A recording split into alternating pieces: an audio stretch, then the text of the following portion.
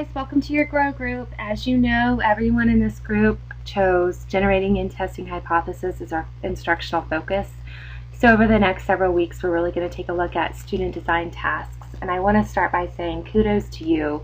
I'm looking at the Google Doc, the collaborative document we had as our pre-planning, and you guys really took time to identify the big ideas and some starter topics within the big ideas for your upcoming units. So really and truly, the hard part for you is done, because student design tasks are just that.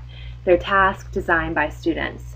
And the reason that we and I am encouraging you to integrate and implement student design tasks in your classroom is because it's so important for students to not only construct new knowledge, but construct new knowledge based off of prior knowledge and interest. And we're going to ask them to not go with just straight interest.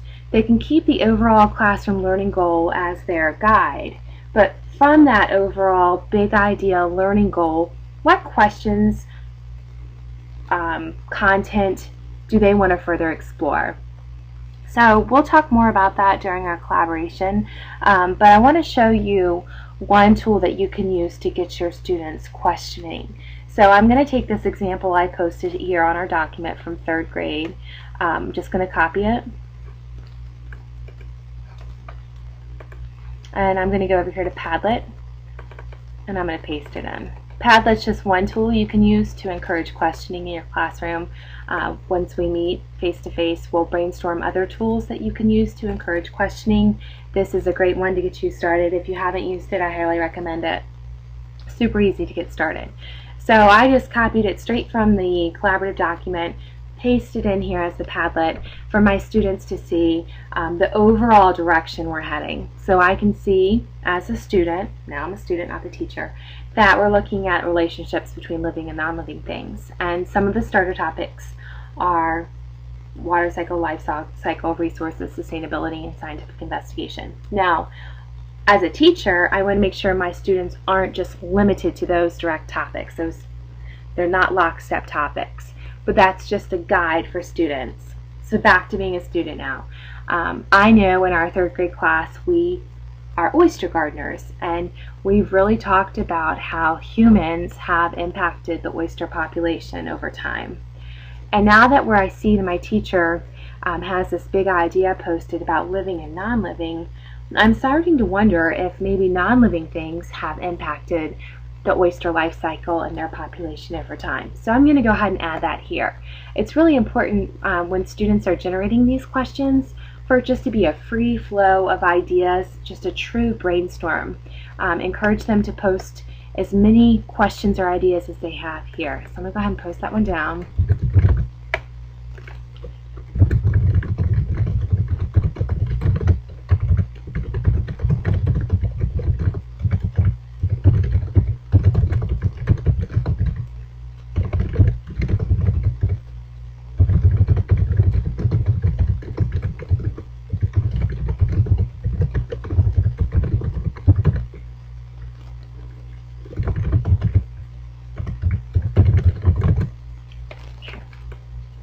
So I just said a minute ago we want to encourage students to post multiple times.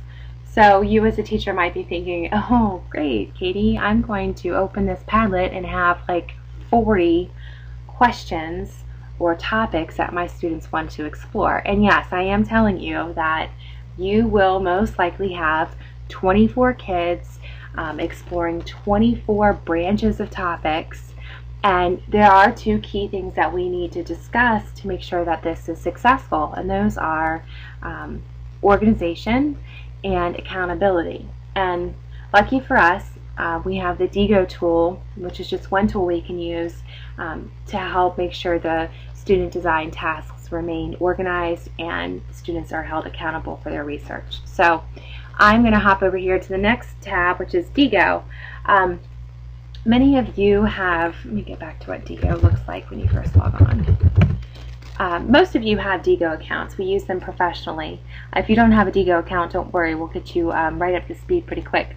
But DIGO has all the tools that are available to us as professionals through DIGO are also available to students. And what's wonderful is we have now the teacher console, which links the student accounts with the teacher accounts, which makes that nice flow of sharing of research, so we can have that accountability piece I was just talking about. We are going to look way more into DIGO when we get together, but there are a couple things I'd like you to do in the meantime before we meet. One is I'd like you to go ahead and sign into your DIGO account. If it's been a while, take a few minutes to sign back in and see what you have in there, refresh your memory on the tools that DIGO offers. Remember, DIGO has bookmarking tools, highlighting tools, notepad tools. You can easily share your research with others, and it also kind of cites your sources for you as you go, which is another thing we're going to focus on, especially in the upper grades. If you don't have a DIGO account, don't worry. There's a sign up button here. You're going to select the free account and go ahead and sign up for your free account. Let me go ahead and do this so I can show you how to make sure you also take advantage of the educator account. So let me think of an email address I haven't used in here. Well, that's if I follow directions.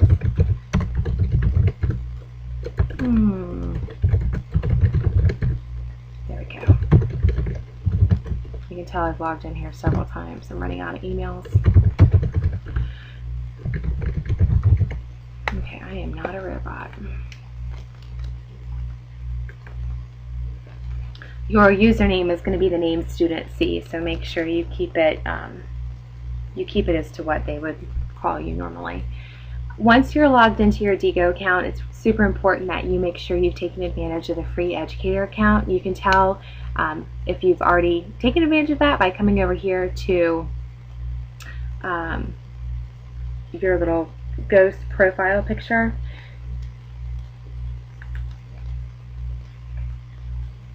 I'm trying to see. Normally right under that ghost profile picture it will say take advantage of the DIGO educator account. You know why it's not saying that? Because I logged in with a different email, which is not a K-12 email account. So let me go ahead and back out of this real quick. Let me log in with my real account.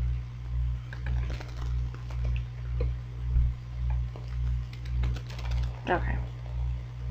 Alright, so you want to hover right here, and right around where mine says Teacher Console. If yours doesn't say Teacher Console, it will say like learn more about your educator account. When you go there, when you click on that, it will ask, you'll have a little green here button, like click here, and it will ask you for our code. And the code for you to sign up for a free educator account is just VBCPS. And it's instant. It takes you right to this screen that you're looking at now. And then you'll have the Teacher Console button. I really want you to take a few minutes, ignore all of this, to become familiar with the tools if you haven't used them in a while. So I went right here, I clicked on the Teacher Console button. There's a little FAQ. Ignore all that student information, and then we're going to talk about that.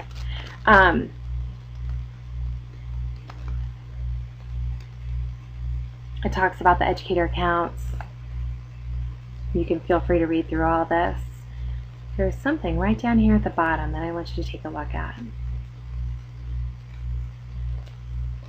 They have some great tutorial videos about DIGO Classroom, about DIGO in general. I'd really like you to take a few minutes to browse these and at least come to the meeting with one that you found super helpful. I do want to point out that we're not going to use the DIGO toolbar. We're going to use DIGO Let, both with our professional accounts and with our student accounts. So please take time to look through here. I'll say it again, I know I've kind of rambled. Before our next collaboration, I want you to make sure you've logged onto your DIGO account. If you haven't logged on, you've at least set it up. You've taken a little bit of time to review the tools. You've made sure that you've upgraded to an educator account. You've watched a couple clips, and you are coming to collaboration prepared to share one clip that you found especially helpful. And when we come into the collaboration, we're going to have that teacher as a student portion where I actually have the teacher account pulled up for you on the Promethean board, and you all are going to log into the student accounts under My Teacher Console so that you can see what the students will see, and so that you can see how what they post is shared with me and how what I post as teacher is shared with them. I think it's always important for us to see both sides to give us that big picture. So anyway, I appreciate your time tonight. If you have any questions, please send me an email, and I can't wait to see you guys at Collaboration soon. Take care.